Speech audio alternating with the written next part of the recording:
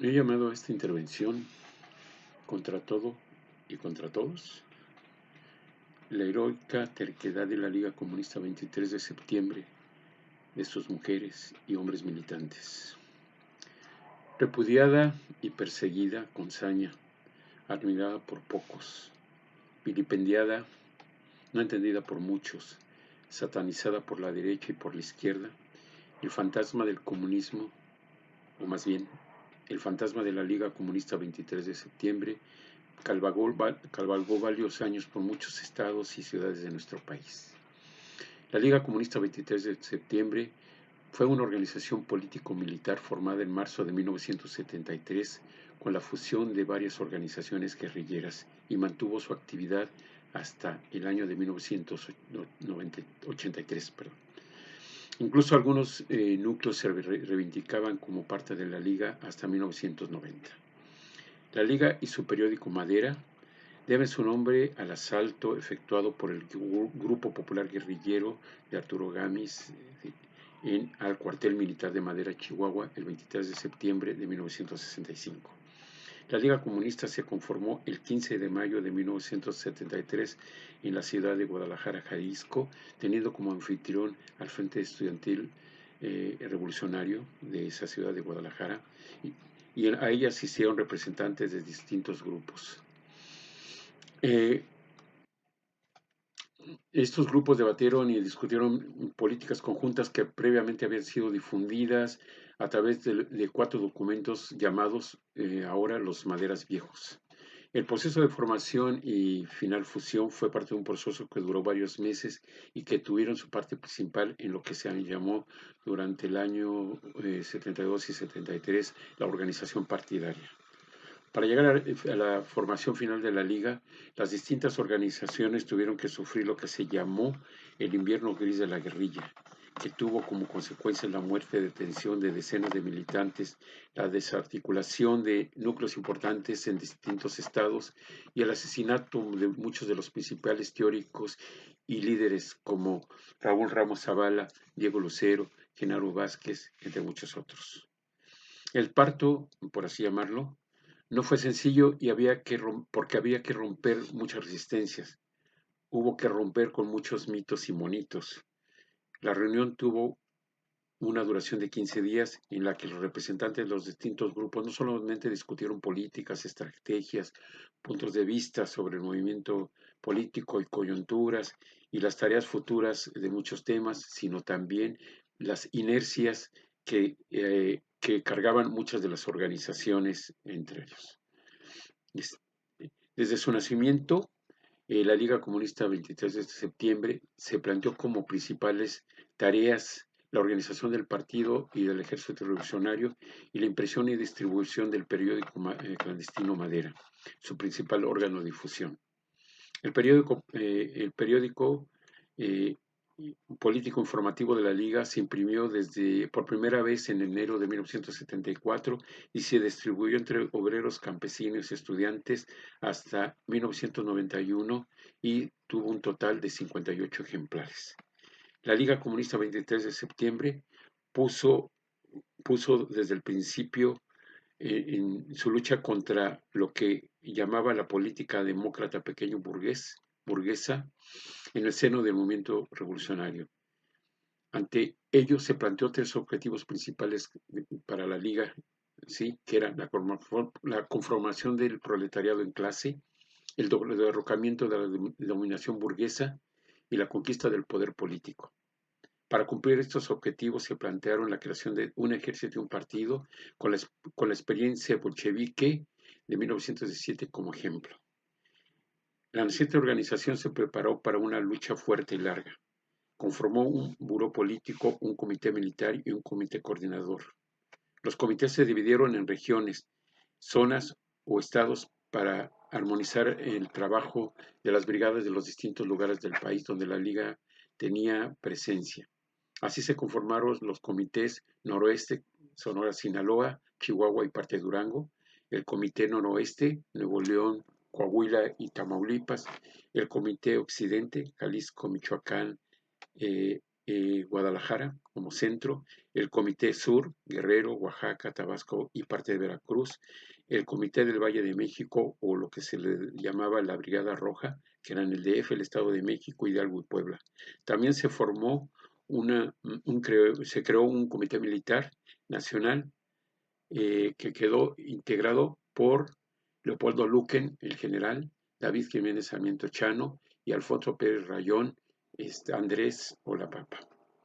La reestructuración permanente de la organización dependió de las necesidades del momento a que se enfrentaban o producto de la represión o incluso por conflictos externos de la propia liga. Sí, principalmente cuando tuvo diferentes cambios durante el año 1964 y hasta principios de 75, motivados principalmente por la desaparición de Ignacio Salas Obregón el 25 de abril de 1974 en Tlalnepantla, Estado de México.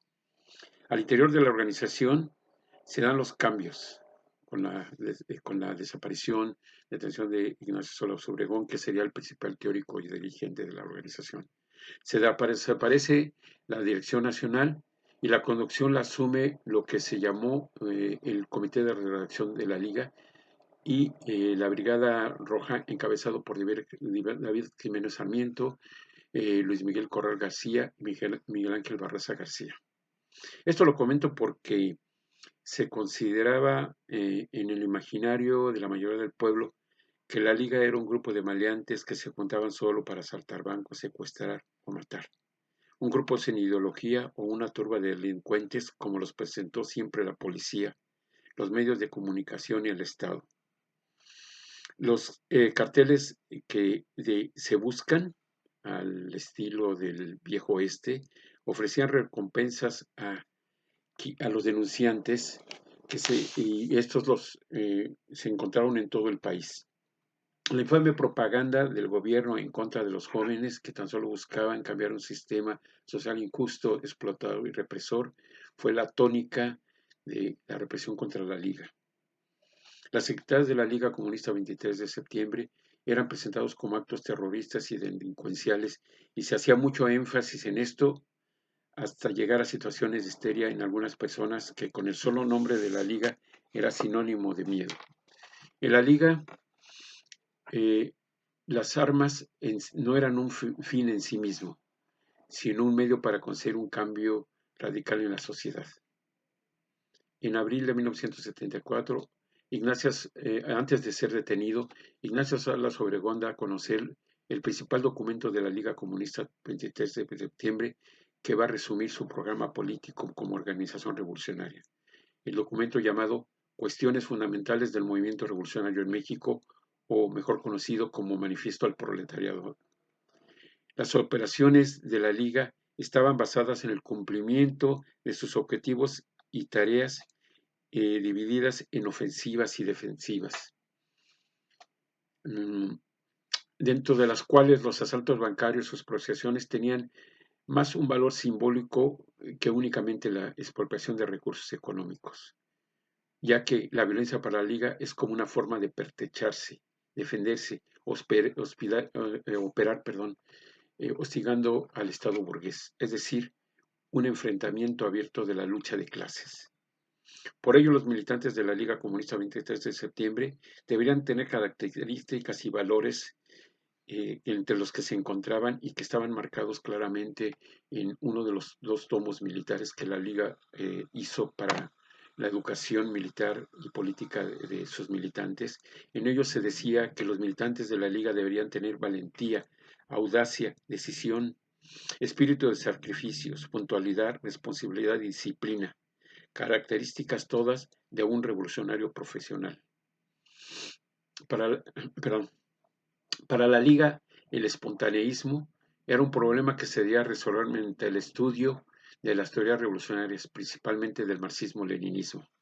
En el documento Madera, número 3 apunta: la ausencia de teoría obliga al movimiento revolucionario a caer en el inmediatismo, el espontaneísmo, en una de sus manifestaciones más graves, el militarismo. Y con el militarismo hacía una crítica a grupos como las FRAP, la Unión del Pueblo y el Partido de los Pobres de los Cabañas. La Liga pretendía cuestionar lo más profundo de las bases del sistema capitalista y sentar las bases para construir un partido y un ejército revolucionario que representara los intereses del proletariado y del pueblo en general. Por tanto, para el marxismo, como eje fundamental teórico de la Liga, los intereses de la clase trabajadora son irreales en el marco de las relaciones de producción capitalista y por lo tanto la realización de estos está en relación directa con la destrucción de estas relaciones burguesas. El proletariado no puede transformar sus condiciones materiales de existencia si no destruye la dominación y relaciones de producción burguesa conquistando el poder político. Para lograr esto, debe además de construir el partido y el ejército revolucionario, terminar con el oportunismo en el seno del movimiento revolucionario. Así, entonces, también combatió con el mismo fervor a los demócratas, a los sindicaleros, a los partidos oportunistas, en particular a los de izquierda reformista como el Partido Comunista, el Partido Socialista de los Trabajadores y algunas organizaciones trotskistas y maoístas. E incluso llegó a acuñar la frase muerte al oportunismo pequeño burgués y hasta en un momento, equivocadamente, considero, lo llevó a la práctica. En mayo de 1976, el Comité de Redacción da a conocer el Plan Nacional de Trabajo. En dicho plan, la Liga hace énfasis en la creación de comités obreros clandestinos en áreas industriales donde tenía trabajo y cierta presencia. También se resalta la distribución de madera y otros escritos ideológicos. En el Plan Nacional de Trabajo se aborda la necesidad del partido nuevamente y del ejército revolucionario y que tendrían como base las brigadas revolucionarias y los comités de fábrica y los comités en los estados, que sirvan como base para las luchas del pueblo mexicano. Incluso se plantea claramente desde siempre que la lucha guerrillera es solamente un auxiliar de la lucha del pueblo, un auxiliar de la lucha de clases. Sí. También en este Plan Nacional de Trabajo refuerza nuevamente y da a conocer sus planteamientos políticos y programáticos de una manera más sistemática y puntual. Contrario a lo que se podía pensar, las acciones guerrilleras y militares de la Liga no eran lo más importante para la organización. Estas solo representaban una actividad auxiliar, como ya he dicho, y se planteó en distintos documentos. Esta actividad militar necesitó de un desarrollo sistematizado y estructurado, trabajo militar que llevó a cabo sus tareas políticas. La Liga no hubiera podido hacer actividades de agitación, propaganda, etcétera, si no hubiera estado o no hubiera existido actividades militares de respaldo e incluso una educación en este sentido, como fueron la impresión de los tomos militares que representaban una síntesis de las experiencias prácticas como organización político-militar. La necesidad de contar con militantes formados en técnicas y teorías militares buscó desarrollarse junto a un programa político. La política militar de la Liga es puesta en práctica en su análisis político. Los escritos militares de la Liga Comunista 23 de septiembre son con mucho una parte de expresiones de la lucha de clases. La organización se orientaba a las tareas de agitación y propaganda y de educación a través de madera y otros documentos. Es en este periódico clandestino principalmente donde se plasmaban las ideas, análisis, críticas y en general todo el pensamiento como organización revolucionaria. Las brigadas de la Liga realizaban las tareas de distribución del periódico en escuelas, fábricas, centros obreros, barrios, campos agrícolas. Muchas de las detenciones, enfrentamientos y asesinatos de los militantes de la Liga se dieron precisamente en el hecho de repartir propaganda, que se convirtió en el eje principal de la labor de agitación de brigadas y comités. En los días, meses y años que pasaban, el número de militantes, activistas y colaboradores crecía y decrecía. Durante los 10 años de existencia de la organización, esta tuvo fuertes derrotas, pero también victorias. Por ejemplo, podríamos resaltar entre algunos triunfos, digamos, la operación Asalto al Cielo en Culiacán, sí, con la huelga de obreros agrícolas y parte de la toma por parte de la ciudad de Culiacán, sí, donde participan no solo obreros agrícolas, sino estudiantes y pueblo en general. El intento de la toma de Oaxaca por parte de la BRES, la fuga de 6 militantes de la cárcel de Oblatos en Guadalajara en enero de 1976, el secuestro del dueño de una cervecería con la que se lograría la reinstalación de cerca de un centenar de obreros que habían sido despedidos y además el pago de 25 millones por el rescate. La construcción de algunos comités de trabajadores en fábricas del DF y en el Estado de México, entre las que resaltan Campos Hermanos y entre otras fábricas. Muchos trabajadores incluso se integraron a las brigadas de la Liga y fueron detenidos, desaparecidos y asesinados algunos de ellos. La Liga empezó a tener presencia entre los sectores fabriles. Quizá a la vista de los años se podría considerar que estas fueron victorias pírricas, pero victorias al fin. Sobre todo en el ánimo de decenas de militantes clandestinos que día a día se levantaban con el coraje y la certeza personal de estar construyendo la revolución. A finales de los años 70 y hasta principios de los 80, la Liga se conservó en una actividad bastante acotada, aunque sin embargo Madera se continuó editando y en varios años la policía no había logrado dar un golpe contundente al equipo encargado de imprimir el periódico Madera y los materiales, los otros escritos. Incluso la Liga se dio el lujo de reeditar documentos de los años anteriores. En los medios de comunicación, por otro lado, eh, casi no se hablaba del accionar de la Liga. Sí. Mm, perdón, casi no se hablaba. Las detenciones y asesinatos de sus militantes ya no eran publicados o dados a conocer, mientras que la cantidad de activistas y militantes de la Liga eran detenidos y desaparecidos. Cada repartiza era preparada militarmente por su complejidad y peligro. Uno de los golpes más contundentes, habría que decir, todos lo son, ¿no? En el contexto de la detención, desaparición o asesinato de compañeros, todos son golpes contundentes. Fue sin duda lo que se llamó la muerte del último dirigente histórico de la Liga, 23 de septiembre, Miguel Ángel Barraza García.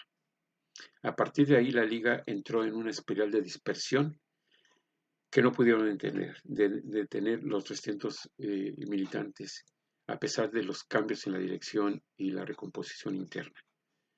La publicación de Madera continuó hasta llegar al número 28 en agosto de 1981 y tras muchos intentos, la mayoría fallidos, la Liga finalmente se dividió en 3 grupos y se desintegró.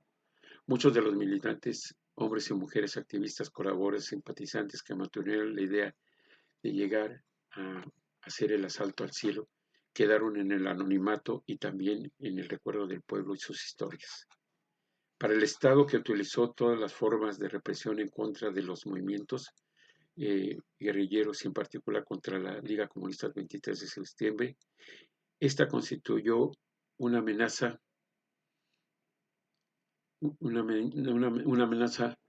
más que por sus acciones militares, por su programa político. La Liga perdió militarmente. Fue destrozada por la maquinaria cruel del Estado y sus policías y el ejército, por los sicarios asesinos de la Brigada Blanca, y sin embargo, me atrevería a afirmar que sus planteamientos políticos estaban aún vigentes, tal vez más vigente que nunca. Terca de nacimiento, o como dice el último párrafo del manifiesto al proletariado, la lucha que soñaba la Liga sería revolucionaria, intransigente o insurreccional. Muchas gracias.